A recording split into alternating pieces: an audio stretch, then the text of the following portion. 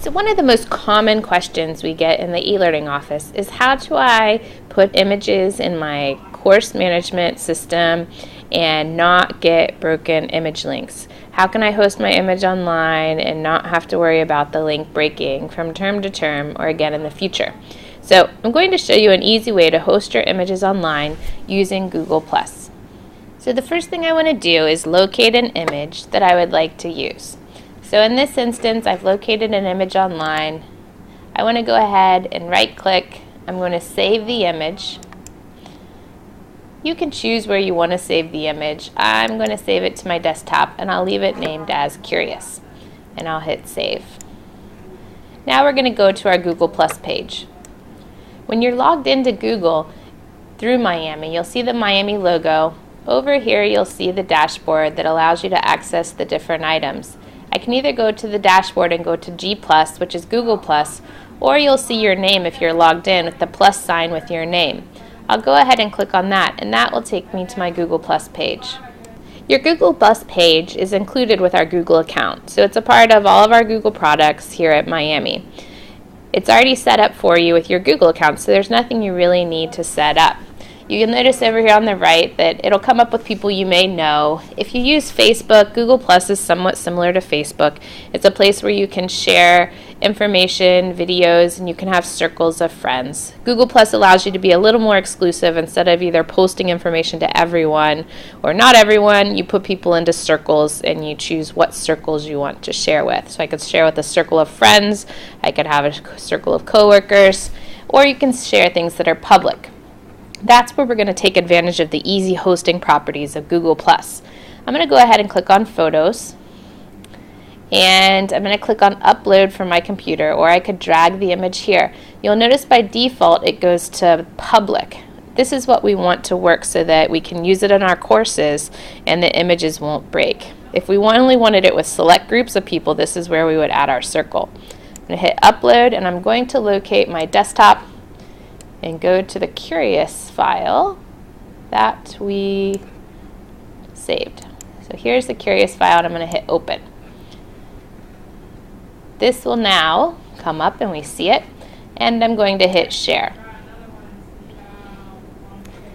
My image now has been posted publicly on my Google Plus page. So my item is now published publicly on the web. If I right-click, I can copy the image URL. So this is the individual address to this public image. I'm now going to go to a Canvas course site. We get to Canvas by going to miamioh.edu/Canvas. This takes us to the portal page. The portal page has a lot of resources for both students and faculty, and this is where we log on. If you have a guest or individual outside of Miami, they would log in through the guest area. But all of us here in Miami click login. So now I'm going to go into a Sandbox site so I can show you how to post your image. This is my sample Sandbox site.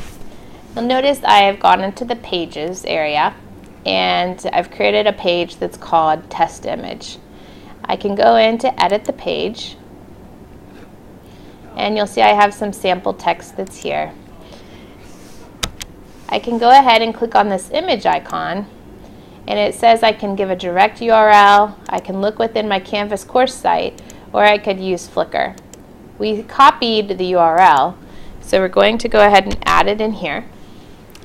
So it's the Curious quote. Alt text helps improve our accessibility. And so I'm putting in Albert, move my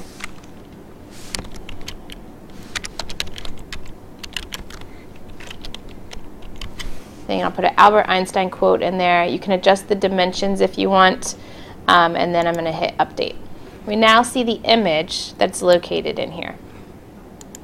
I can resize the image by grabbing the sizing handles to make it bigger or smaller. If I want to move the image, I can drag it, and then I can use the formatting to place my image where I would like it to be. So if I want it to be like side by side, I want it to be on the left-hand side with it, I can adjust this to have it. Now the nice thing about this image now is that if we look at it again, We now have this URL address that goes to our Google Plus page and is hosted publicly, so the image will not break. So this is a nice, easy way to host your images online and keep them in an area that's associated with your Google Plus account.